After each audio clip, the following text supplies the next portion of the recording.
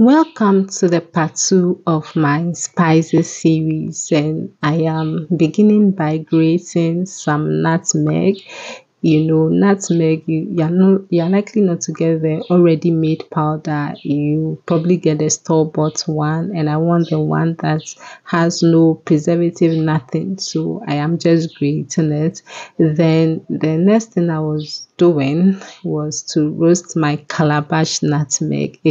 Blend it using my dry blend or my mill. While I was blending it, I noticed that they were sticking together, becoming more like a paste. So I decided to hold on with that and then just begin combining the ingredients. So what you have here is some turmeric powder. To that, I'm adding coriander and cumin. I'll be listing the exact measures in my description box. I also added some fenugreek, some fennel seeds, black pepper, and some cloves.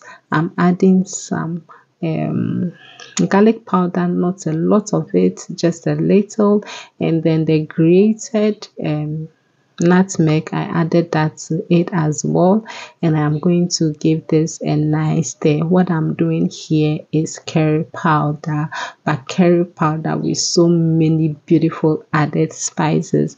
Now the main ingredients of curry powder is the turmeric, the cumin, and the coriander. So those are like three basic ingredients with curry powder. Aside that, you can add in any local spice of your choice, and that's what I did. Also, to extend the shelf life of the spices, I included some salt. Okay, this will ensure that they last longer on the shelf. So I'll just go ahead and blend this nice and smooth. If you've not watched part 1 of this video, I'll leave the link for you to see it. What I did was to introduce various spices. I cleaned them nicely and I roasted them. So this went through a whole process before I began combining it. When you are doing this, kindly note that turmeric stains a lot, so it's likely to leave your blender, your stuff stained.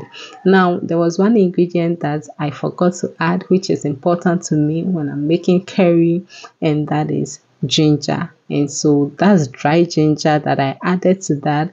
Another thing that I added later on was some bay leaves. Okay, so all I did was to blend all these ingredients together, mix it nicely, and here we have our homemade curry powder. As easy as that. So as I said, so the first one I did, I was doing everything for my friend, and it's supposed to last her for a year. There were some of the ingredients left, and so I'm like, okay, let me just combine this and do a second batch. So as you can see, the second batch, I added calabash nutmeg that I didn't add in the first round, and I also added some bay leaves. And as I mentioned, the exact measures will be available for you if you are interested. But then I love how intense the flavors of the color of this curry came out. This is not your regular curry that you see on the market, homemade, and you get to control what you want in there.